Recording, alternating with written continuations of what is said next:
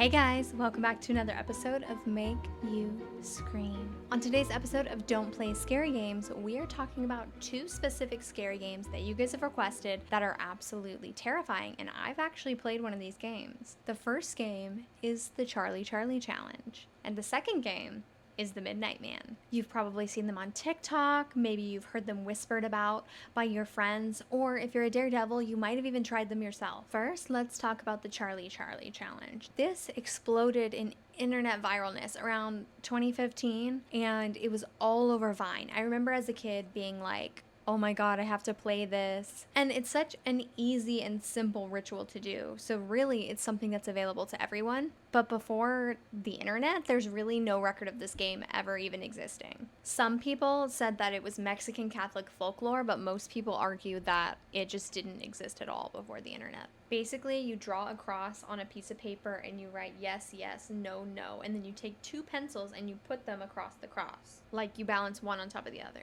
Then you chant, Charlie, Charlie, are you here? Charlie, Charlie, are you here?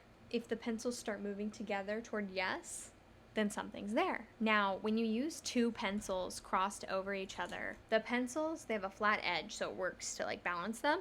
But then it's so light that even just like you could blow on it and they'll cross. A slight breeze will cross the pencils. Some people argue that this ritual doesn't actually work and it's the ideomotor effect, which is basically what people say happens with Ouija boards, where it's your subconscious making you move the item, the planchette, or in this case, the pencils, to get the answers that you want. But it was being played all over in classrooms, at sleepovers, everywhere, and everyone has pencils. Viral videos started appearing everywhere of pencils aggressively spinning, teens screaming and running out of the rooms, like really crazy stuff that could easily be faked, but it was still a viral sensation. And then there were major school issues with it because there were even classes in the Dominican Republic where the students refused to come back to the class after summoning Charlie because they were too scared. And of course, there's rumors with every scary game, scary ritual, and the rumors about this one was that Charlie never leaves. Even if you get rid of the pencils or tear up the paper, he's always there and he's always with you and he's always watching. It was part game, part mass hysteria, and it was the perfect recipe for a viral horror game. Now, the Midnight Man is a lot deeper, darker, and scarier because of course you have to play it at midnight. This one actually has some roots. People say that it's based off an old pagan religion,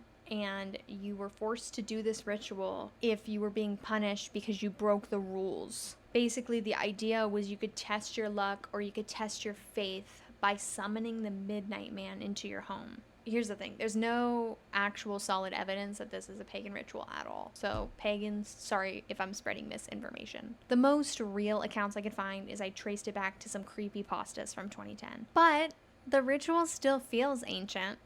Let's talk about how you do it. To play, you need a candle, matches, piece of paper, a pen, a drop of your own blood, a door, and salt. Lots and lots of salt. At exactly midnight, you write your name down on the piece of paper. Exactly midnight. Then you prick your finger and let a drip of blood drop on the paper. It has to fall onto your name. So I guess if like you miss your name, you have to wait till the next day to start over because it has to be at exactly midnight or something. Then you place that piece of paper in front of your door that's closed and you light the candle and then you knock 22 times. It's kind of a lot of knocking. Then you open the door and close the door again. You've officially let in the Midnight Man. Then your next task from then on till 3:33 a.m. is simple. Just survive. You have to keep your candle lit. If it goes out, you have 10 seconds to relight it. If you fail, you have to put a circle of salt around you and stay inside that salt circle till 3:33 a.m. or else. You cannot leave your house, you cannot fall asleep, and you cannot stop moving. Oh, that's so scary. You can't stop moving. So it's like he's like, It Follows. Like if you've seen that movie, It Follows is this man that like slowly follows you. And if you sleep with someone, it slowly follows them. So it's kind of like an STD. I don't know how that movie got. A second version of that movie's coming out and I don't really know how that got greenlit. That's just crazy to me. I thought that movie was ridiculous. Anyways, the Midnight Man kind of reminds me of this, and actually it would be a better movie version of this. The Midnight Man showed up and he's just slowly walking towards you and you have to just like hide from him and you can't stop moving. and you have to keep this flame lit. Trying to keep a flame lit while moving is a challenge in itself, honestly. Now, if you lose, you supposedly will hallucinate your worst fears. And the extreme version of this says that you can even be taken, like you'll disappear without a trace. That's basically the Midnight Man, but this game really seems to scare people, and I think one of the reasons it scares so many people is the candle effect, because humans are hardwired to feel unsafe in the dark. And only having the light of a single candle turns every corner into the deep dark unknown. When the candle goes out on accident because you're moving around, that's going to give you an adrenaline spike and cause you to be in fear, in panic, and you're going to feel like someone's near you. Then you have the witching hour, 3:33 a.m. ties directly into that, especially, no good things happen after midnight, that all our parents tell us this. Well, this has to happen after midnight because it's the Midnight Man. So that creates a feeling of like supernatural danger. Then you have symbolism of blood, salt, the knocking, all ancient ritual tools. So even if you don't believe it, your subconscious does. You're basically scaring yourself. That's what all of these stories are, is you're scaring yourself. But we love to do it. Then also sleep deprivation. So that might be why people hallucinate, because sleep deprivation can actually cause you to hallucinate. And there's tons of real accounts of these, but most people experience like shadows darting across the walls, scratching on the bedroom door. And there's a viral YouTube video of this person whose candle keeps getting blown out over and over and over, no matter how many times they relight it. That would terrify me. And in that video, viewers swear they see a shadow standing in the corner. And then for those who finished the game, their stories just kind of stop. They don't really give us much more information besides that, which I think is odd.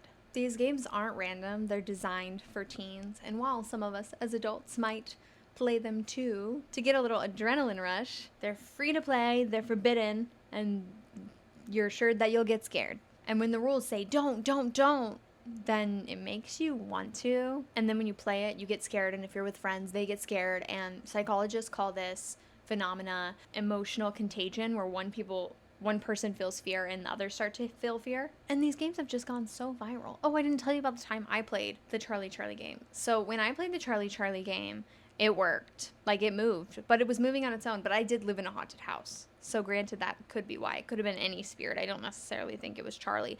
But if Charlie is not a spirit or a demon or some entity that did exist, he probably exists now. And we've talked about this before, about tulpas, and how people's fear and attention and energy can actually create an entity like Slenderman. So Charlie probably does exist somewhere, somehow. And he probably is talking to some kids through pencils. I don't know. What do you think? Are these just scary psychological tricks? Or are these true rituals that are summoning something? Would you play the Midnight Man or Charlie? Which one would you rather play if you had to play one? I would definitely pick Charlie.